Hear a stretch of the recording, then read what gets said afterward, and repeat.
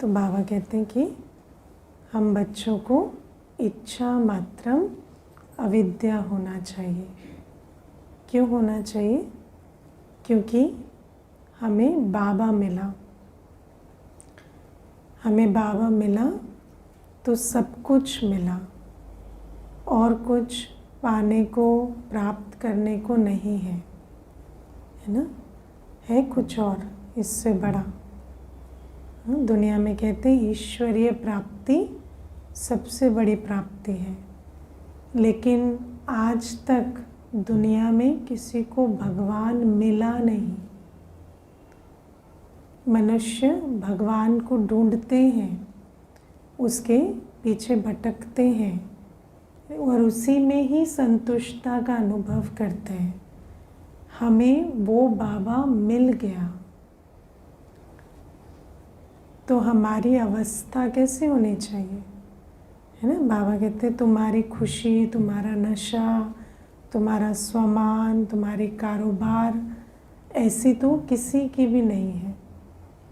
तो सबसे पहले तो इच्छा नहीं रखनी है, वो अलग चीज़ है, पर इच्छा ना रखें उसके लिए सर्व प्राप्ति स्वरूप का अनुभव करना।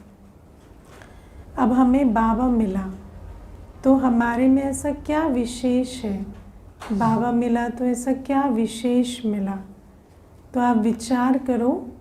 मुझे अभी कुछ दिन पहले कोई कह रहे थे कि दीदी आज तो सबसे बड़ा मैं भाग्य समझता हूँ, कोई दुनिया में, ऐसे ब्राह्मण नहीं, कहते मैं तो दुनिया में ही सबसे बड़ा भाग्य समझता हूँ कि कोई आपको अच्छा क्लीन भोजन बना के दे दे और आपके पास वो उपलब्ध हो।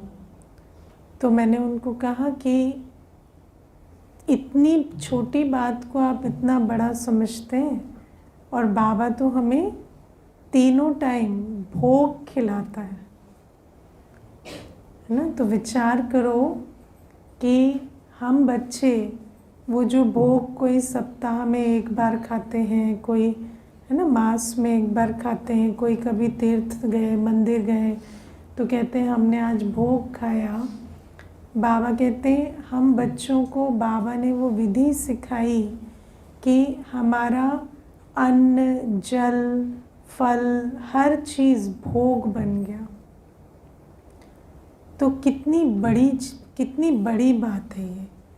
और जब हम भोग खाते हैं, जब हम बाबा की याद में रहकर भोजन बनाते हैं, उस भोजन को भोग लगाते हैं और स्वीकार करते हैं, तब हमें वो नशा रहता है। क्योंकि दुनिया में दो चीज़ें हैं, एक होता है श्रेष्ठ भाग्य, दूसरा होता है श्रेष्ठ भाग्य को पहचान उसके नशे में रहना। और श्रेष्ठ भाग्य मिलना तो तकदीर की बात होती है, लेकिन उसके नशे में रहना, इसके लिए अक्ल चाहिए। जिस अक्ल को आज बाबा कहते हैं ना कि आज मनुष्य में अक्ल नहीं है, तो उस भाग्य को रिकॉग्नाइज करना और उसके नशे में, उसकी अवेयरनेस में रहना, इसके लिए हमें अक्ल चाहिए, है ना? कई बार हम इस बात को महसूस भी नहीं करते कि बाबा ने हमारे जीवन को क्या से क्या बना दिया, है ना? हम कोई भोजन नहीं खाते, हम तो भोग खाते हैं।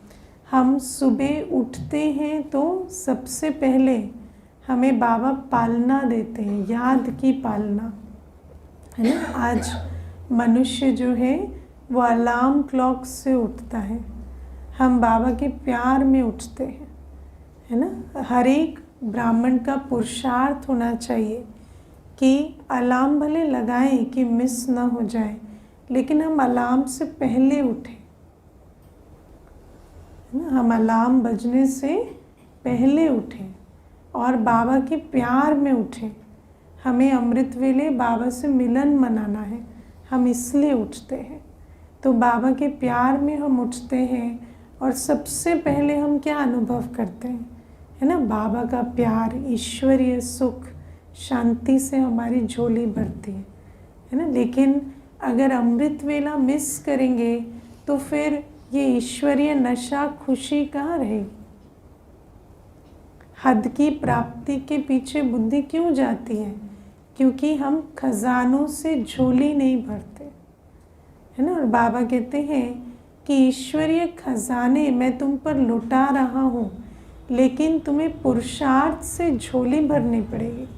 अगर पुरुषार्थ नहीं है तो बाबा ईश्वरीय खजाने लुटा तो रहे हैं पर झोली भर नहीं रही। इसीलिए फिर हद की इच्छाओं तृष्णाओं के पीछे भागते हैं, है ना। वरना विचार करो, जिसको भगवान मिल गया वो कहे मुझे ये चाहिए, धिक्कार है ऐसी बुद्धि पर, है ना। लेकिन बाबा कहते हैं बच्चे भी इच्छाओं के पीछे भागते हैं। क्यों? क्योंकि वो नशा, वो खुशी नहीं है, या बाबा की श्रीमत पर चलकर झोली नहीं भरते। बाबा हमें कहते हैं मैं तुम्हें रोज़ ज्ञान रत्नों की डोज देता हूँ, ज्ञान रत्नों की खुराक देता हूँ। तो हम लेते हैं रोज़ सुबह सुबह ज्ञान रत्नों की खुराक ले लेनी, है ना। सुबह सुबह बुद्धि में जब मुरली चली जाती है तो सारे दिन वो मुरली असर करती। बाबा कहते हैं तुम सारे दिन कर्म योगी होकर चलते हो। तुम बच्चे कभी अकेले नहीं होते। दुनिया में आज अकेलेपन की कितनी प्रॉब्लम है ना। साथी की भी प्रॉब्लम है, अकेलेपन की भी प्रॉब्लम है। कोई साथ है भी तो मुश्किल, नहीं है तो भी मुश्किल, है ना। और हमारा तो साथी सर्वश्रेष्ठ और अकेलेपन की प्रॉब्लम ही नहीं, है ना। तो बाबा हमें कहते हैं ऐसे साथी को सदा साथ रखते हो या किनारे कर कर पाप कर्म करते हो। बाबा को कब किनारे करते हैं, है ना। जब पाप कर्म करते हैं तो बाबा को किनारे रखते हैं कि भाई अभी बाबा मुझे जगमुई करनी है, तुम थोड़ा कमरे के बाहर रहो, है ना। तो बाबा कहते हैं कि इस आधार से सदा कर्म योगी रहते हैं।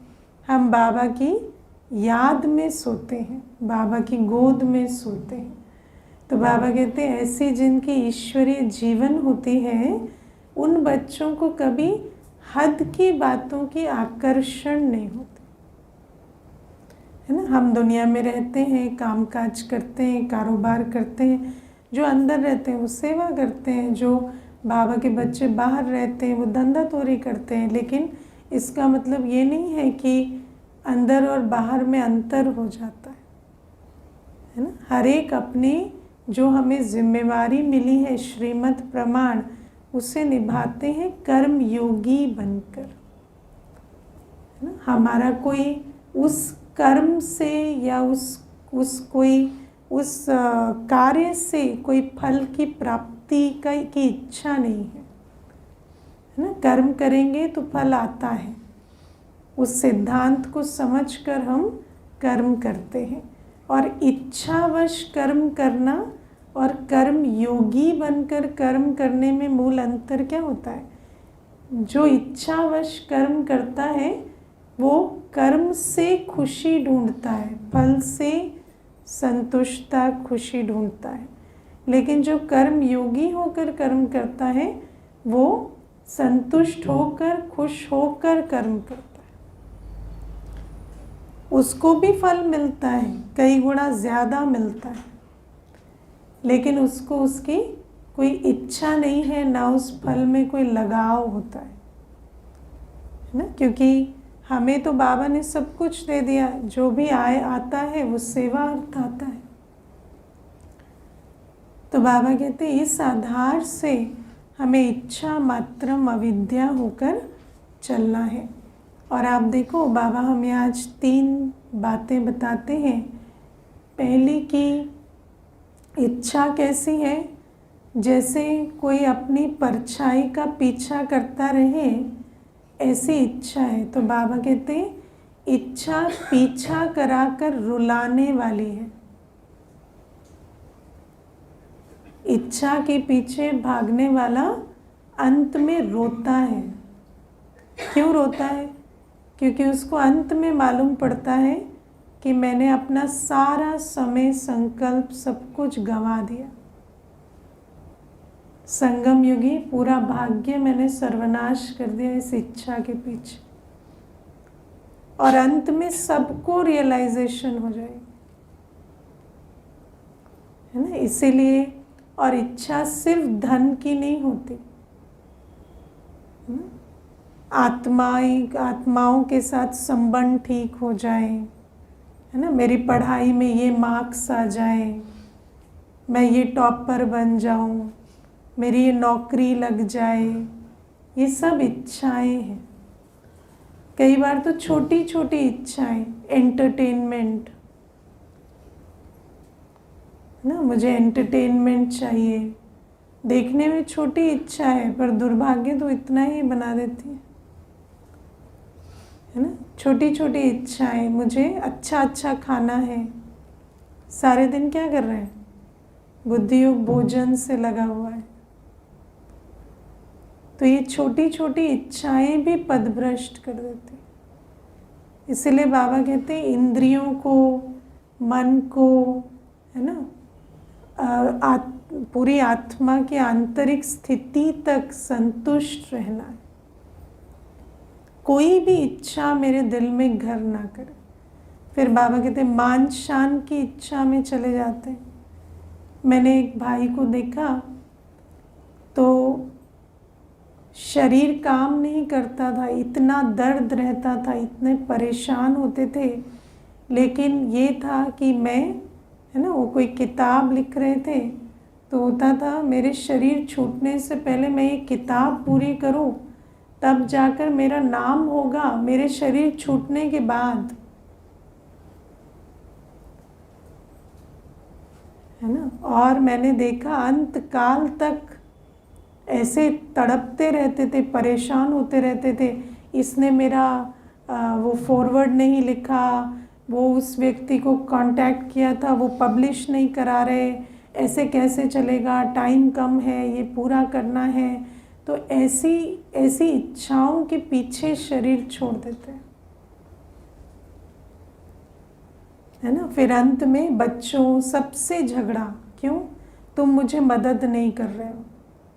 बच्चों से एक्सपेक्टेशन कि अपना काम काज छोड़कर तुम मेरी किताब पूरी करो, लिखो, मैं बोलूँगा तुम टाइप करो, क्योंकि मेरे अंदर ताकत नहीं है। तो आप सोचो कि मान शान की इच्छा भी मनुष्य को कैसा बिल्कुल, है ना, मुंझा देती। तो बाबा हमें इसीलिए कहते हैं किसी भी प्रकार की इच्छा नहीं। हम सेवा में भी रहते हैं तो सेवा करते हैं, बाबा की याद में करते हैं, इच्छावश नहीं करते कि इतना होना चाहिए, ये करना, ये इतने आने ही चाहिए, इतने समझने ही चाहिए। हमारे चाहने से थोड़ी हो जाएगा जो ड्रामा अनुसार है वो होगा। बाकी अपनी एनर्जी को बिल्कुल शांत रखना होता है, शांत, संतुष्ट, तृप्त होकर अपना कार्य सारे दिन रात करना होता है। बाबा हमें कभी नहीं कहते कि कार्य करने में कोई कमी करो, चाहे लौकिक है चाहे अलौकिक सेवा है, 100% दो, लेकिन कोई इच्छा नहीं। क्योंकि इस समय पर क्या है, जो भी आप करेंगे उसका फल कैसा मिलेगा, इक्वल एंड ऑपोजिट, ड्रामा अनुसार। अभी इक्वल एंड ऑपोजिट का लॉ नहीं है। क्यों? क्योंकि बहुत सारा पुराना हिसाब किताब बाकी है। तो इसलिए अपना जो भी कर्म है वो करना है और उसको नेकी कर दरिया में डालना। फिर बाबा हमें कहते हैं दूसरी बात, इच्छा कैसी है, मृग तृष्णा जैसी, है ना, मृग तृष्णा जैसी है। और मृग तृष्णा से क्या होता है, मृग तृष्णा दूर से इतनी आकर्षक लगती है, उसके पीछे भागते हैं भागते हैं भागते हैं, है ना। ऐसे जानवर होते हैं जो मृग तृष्णा के पीछे भागते भागते प्राण छोड़ देते हैं। उनको लगता है यहाँ पानी है, यहाँ पानी है, पर वो तो धूप चमक रही है, और दूर दूर दूर दिखता जाता है ना। तो बाबा कहते हैं ये मृग तृष्णा है। मृग तृष्णा समझते ना, जो रेगिस्तान में रेत चमकती है तो लगता है दूर से पानी है, तो उसके पीछे भागते भागते जो मनुष्य प्यासा होता है वो प्राण भी छोड़ देता है। तो बाबा कहते हैं ऐसे इच्छाओं के पीछे नहीं भागना, क्योंकि जब आत्मा पहुंचती है इच्छा पर तो पता चलता है कि ये तो कुछ भी नहीं था, है ना। इसमें तो इसके पीछे क्यों भागे। और वास्तव में तो इच्छा कभी पूरी भी नहीं होती, एक पूरी होती है तो दूसरी उससे पहले शुरू हो जाती है। और बाबा आज हमें समझाते हैं कि परछाई के पीछे नहीं भागो, पलट जाओ। पलटते हैं तो कौन होता है सामने? सूर्य। तो बाबा कहते हैं तुम्हारे सम्मुख कौन बैठे? शिव बाबा, ज्ञान सूर्य। उस शिव बाबा की तरफ मुख करो, उसकी मत पर चलो, उसका साथ संग लो, तो फिर सर्व मनोकामनाएं आप ही पूर्ण हो जाएंगी। यहाँ पूर्ण होगी क्या मनोकामनाएं? कलयुग अंत में, है ना। आप विचार कर देखना, आपकी इच्छा जो भी इच्छा है वो पूरी भी हो गई, फिर क्या हो जाएगा? ऐसा क्या हो जाएगा? जिस दिन वो इच्छा पूरी हो जाएगी उस सीन को विजुअलाइज करो, फिर क्या हो जाएगा? हो जाएगा कुछ? वो दिन भी वैसा ही होगा जैसा आज है। कुछ नहीं होगा उससे, है ना। उस दिन भी आप अपने साथ ही होंगे और जैसे आप हैं वैसा ही फील करेंगे। आता तो अभी तक आ जाता ना। आज तक क्या इच्छाएं पूरी नहीं हुई? कितनी आज तक कितनी इच्छाएं पूरी हुई ना, तो कॉन्फिडेंस में अभी भी कमी क्यों है? अगर उससे कॉन्फिडेंस आता, अगर उससे कॉन्फिडेंस आता तो अब तक तो कॉन्फिडेंस आ गया होता ना। कॉन्फिडेंस कैसे आता है? श्रेष्ठ कर्मों से, कार्मिक कॉन्फिडेंस, है ना। बस श्रेष्ठ कर्मों से कॉन्फिडेंस आता है और किसी चीज़ से कॉन्फिडेंस नहीं आता। और बाबा हमें कहते हैं इसीलिए अब अच्छा बनो। और अच्छा कब बनेंगे? जब श्रीमत पर चलेंगे। अच्छा बनने की कोई और विधि नहीं है। अच्छा बनना चाहने से अच्छा नहीं बनेंगे, अच्छा बनेंगे जब श्रीमत पर चलेंगे। फिर बाबा आज हमें कहते हैं दुआएं मिलती हैं श्रेष्ठ कर्म और श्रेष्ठ चलन से। श्रेष्ठ कर्म की परिभाषा क्या है? Doing the right thing at the right time. जिस समय जो कर्म करने का हमें बाबा ने फरमान दिया है उस समय वो कर्म करना। अमृत वेले बाबा के कमरे में दिखना, मुरली क्लास में टाइम पे दिखना, याद का कर्म बाबा ने दिया है तो सारे दिन याद में रहना।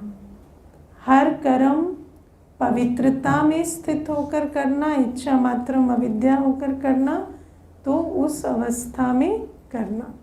रात को सोते समय चाट देना, है ना। भोजन बनाते हैं तो बाबा की याद में रहकर समय से भोजन बनाकर भोग लगा देना। ब्रह्मा भोजन का भोग लगता है लंच का मधुबन में कितने बजे? 12 बजे,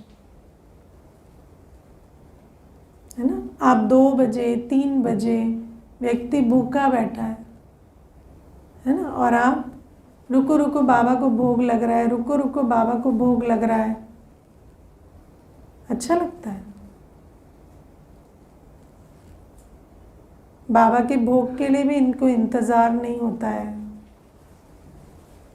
नहीं। समय से हर चीज़ जब समय से होती है ना तो उसमें उससे दुआएं मिलती।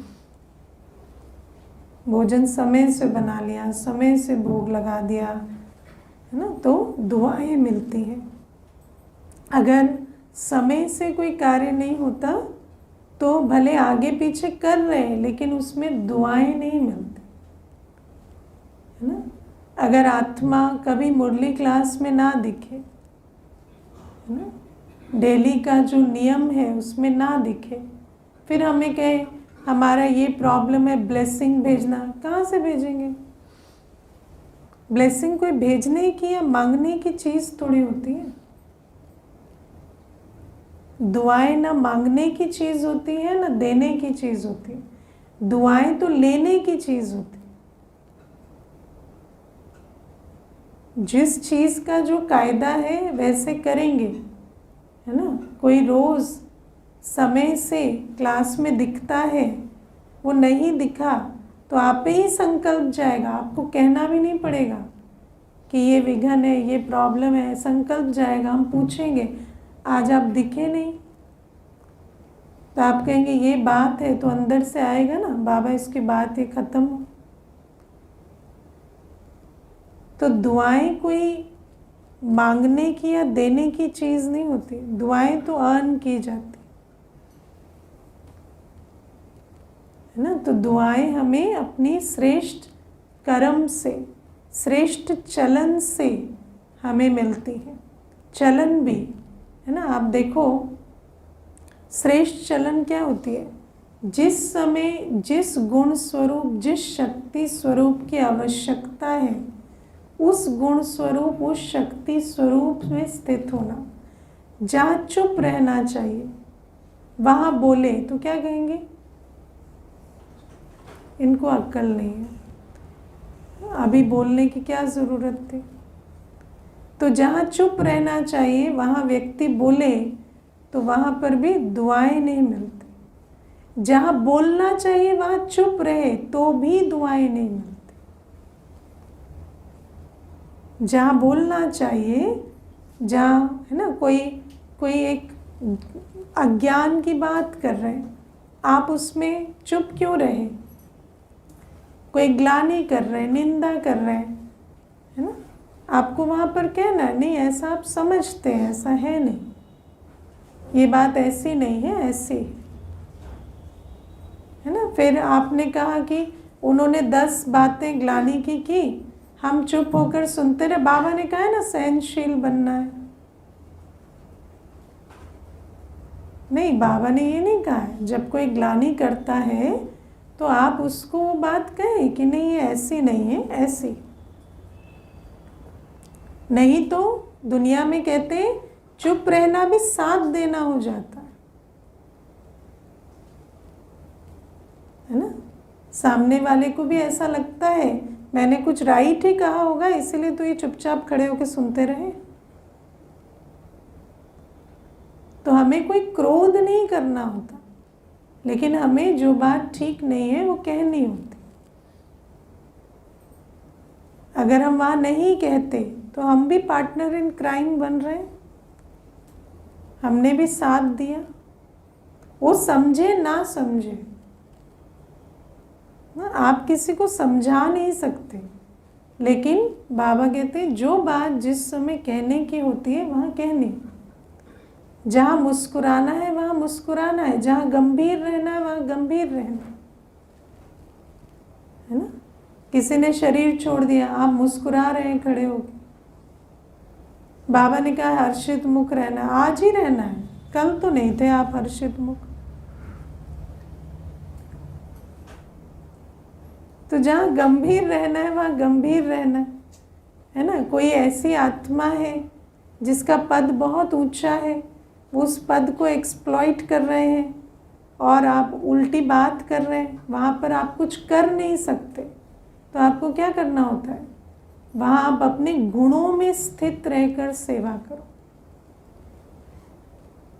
मैंने एक जगह पर देखा, एक भाई थे, तो उनके घर के बहुत बड़े बुजुर्ग थे, तो बहुत समृद्ध भी थे, पद भी ऊंचा था।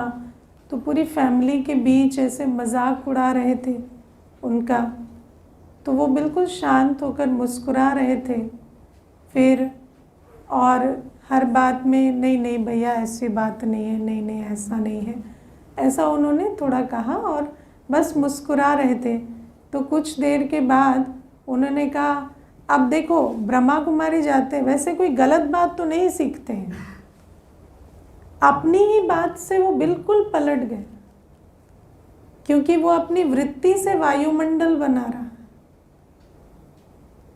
ना। और वहाँ पर इतनी आत्माएं हैं, वहाँ पर अगर वो कुछ कहे तो कैसा लगेगा ना, आर्ग्यूमेंट जैसा लगेगा। कोई इतने बड़े पद पर खड़ा होकर बोल रहा है तो आर्ग्यूमेंट जैसा लगेगा।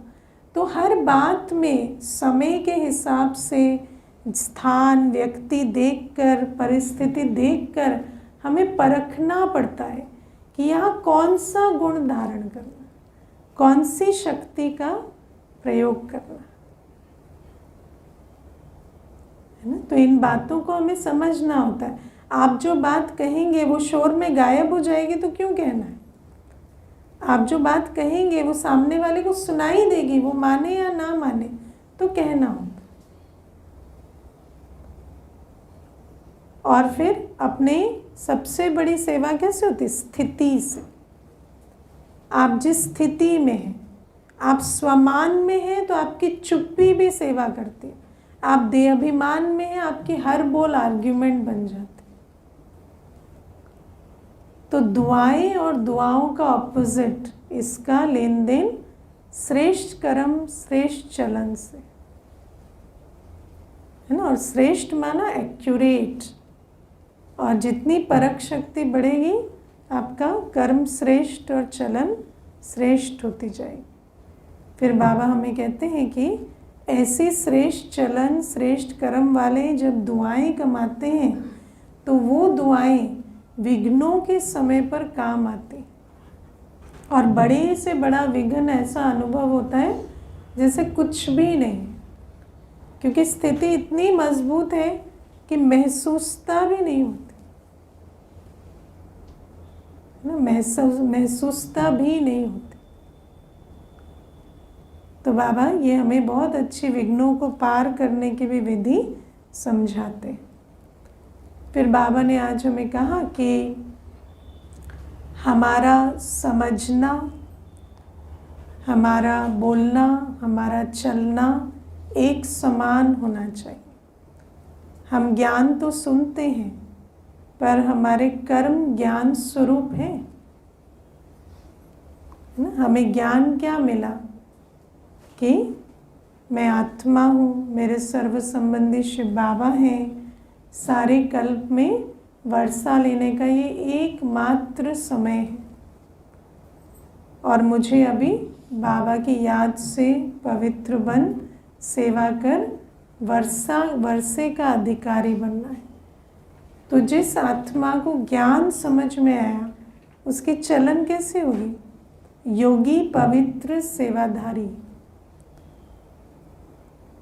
है ना। और अगर हमारे जीवन में योगी पवित्रता और सेवाधारी के लक्षण नहीं है तो इसका मतलब क्या है, हमारे को ज्ञान समझ में नहीं आया। अगर ज्ञान समझ में आया तो इसके उसके चक्कर में नहीं पड़ेंगे। ज्ञान समझ में आया तो बाबा को याद कर अपना भाग्य बनाएंगे है ना। ज्ञान समझ में आया तो पावन बन पावन दुनिया में जाने की तैयारी करेंगे। ज्ञान समझ में आया तो सेवा करेंगे ना। कोई भी आत्मा उलहना ना दे, इतनी अपने आप को ऐसा सेवाधारी बनाएंगे कि एक भी छूट न जाए है ना। तो बाबा हमें कहते हैं कि ऐसी चलन अगर नहीं है तो इसका मतलब ज्ञान कुछ भी समझ में नहीं है। और इसीलिए बाबा कहते हैं सबसे पहले ज्ञान को बुद्धि में उगारते रहो। सारे दिन रात ज्ञान बुद्धि में उछलता रहे। विचार करो, मैं कौन हूँ, मेरे सर्व संबंध किससे हैं, मेरा लेना देना किससे है, मुझे क्या प्राप्ति किससे होनी है। तो जब बाबा से होनी है तो बाबा की याद में क्यों नहीं रहते? जिन बातों में, जिन देहधारियों में आप अपनी बुद्धि को सारे दिन बिजी रखते हो, जिन चक्करों में रहते हो, जिन कर्मों में अपना समय, शक्ति, संकल्प लगा रहे हो, कभी बैठकर पूछना अपने आप से, क्या वो कर्म आपको पार लेकर जाएंगे?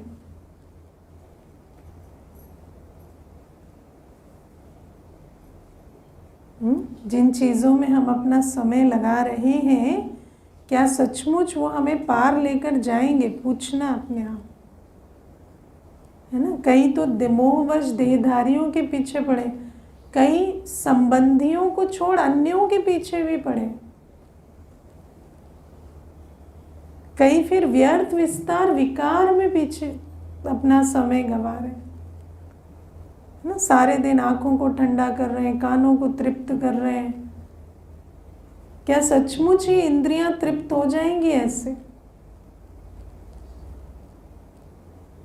हमें अपने आप से ये सवाल पूछना चाहिए, क्योंकि बाबा ने उस दिन कहा था ना, ज्ञानी कभी भी अपना समय, संकल्प वहाँ नहीं लगाते जहाँ अविनाशी कमाई ना हो, है ना। ज्ञानी ऐसे कर्म नहीं करते। तो इसका मतलब ज्ञान बुद्धि में बैठ नहीं रहा है। और ज्ञान क्यों नहीं बैठ रहा है? क्योंकि विचार सागर मंथन नहीं करते, है ना। कोर्स कर लिया, मैं आत्मा हूँ, सृष्टि चक्र है, समय अंत का है, शिव बाबा सर्व संबंधी है, लेकिन उस कोर्स को रिवाइज नहीं करते। किसी और को तो कराना छोड़ दो, खुद भी रिवाइज नहीं करते। अच्छा, रिवाइज खुद नहीं करते, दूसरे को कराएंगे तो रिवाइज होगा ना। तो कम से कम वो कार्य करो, तो उससे अपना रिवीजन होगा। मैं तो ऐसा ही समझती हूँ, जब भी किसी को कोर्स कराती हूँ तो मैं सोचती हूँ शायद इस बार मुझे कोई नई बात समझ में आएगी कराते कराते।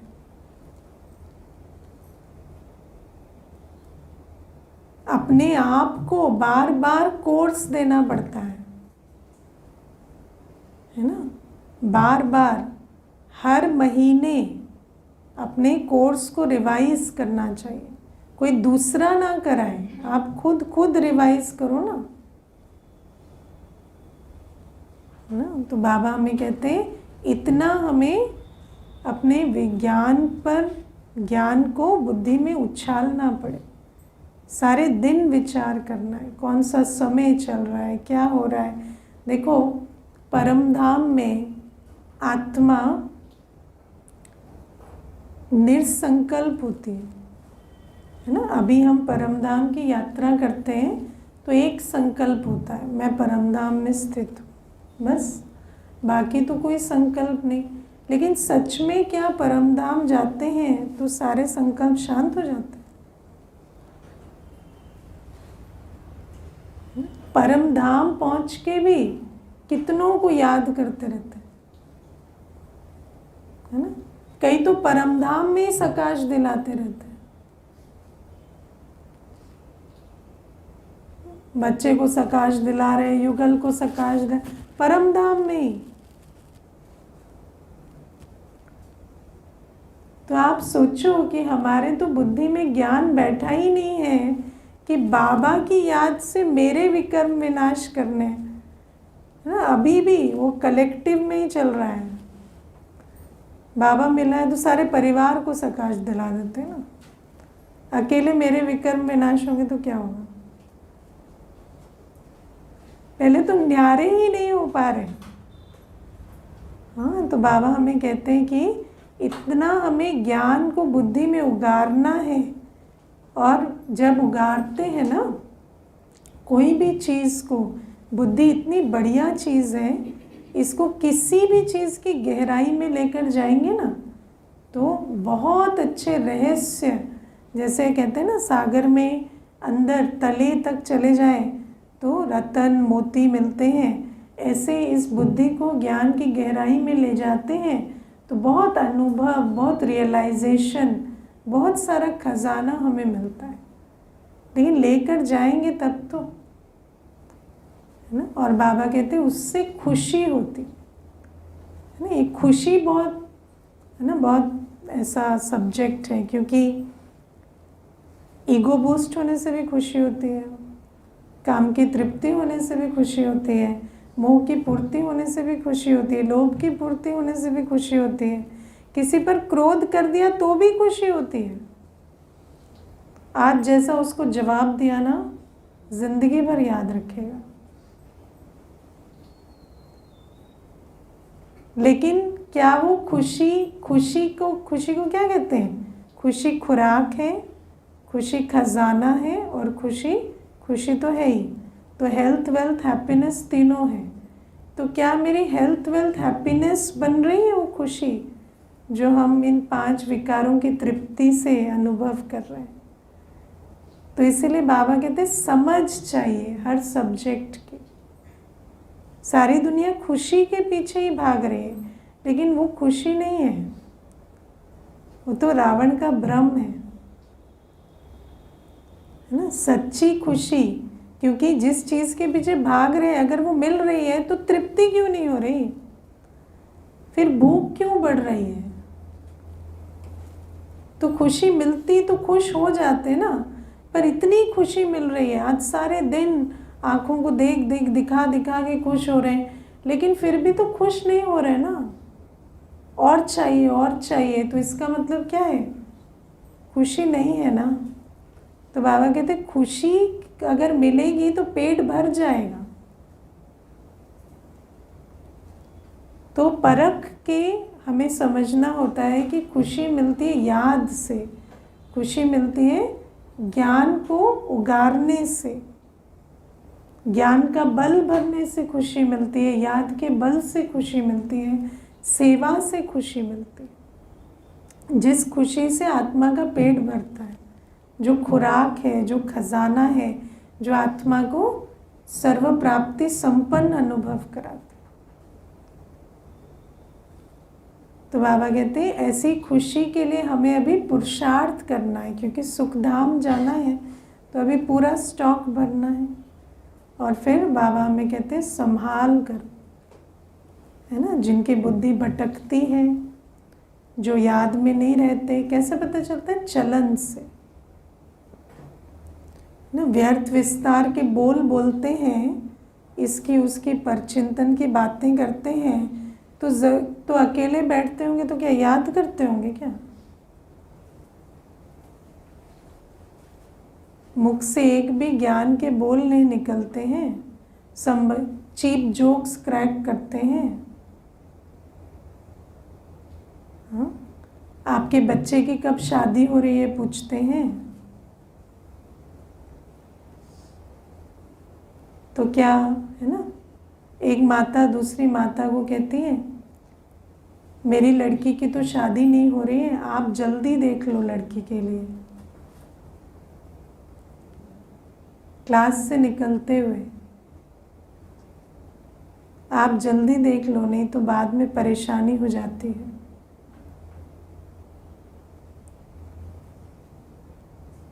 तो चलन से मालूम पड़ता है, बोल से मालूम पड़ता है। ऐसों का संग नहीं करना होता, और करेंगे भी तो फिर पछताएंगे। नहीं करना है, करने से क्या, करने वाले करेंगे नहीं, क्या करेंगे? क्यों? क्योंकि बाबा कहते हैं पावन को पावन का संग करना चाहिए। खुद भी पतित होंगे तो संग वही ढूंढेंगे ना। तो अक्ल क्यों नहीं है? क्योंकि खुद भी योग तपस्या नहीं करते, तो फिर ऐसा संग करते हैं। और अभी समय ऐसा चल रहा है, जो अपनी संभाल करेगा वो टिकेगा, जो नहीं करेगा वो नहीं टिकेगा। आज माया तूफान बनी हुई है, हर तरफ से तूफान चल रहे हैं।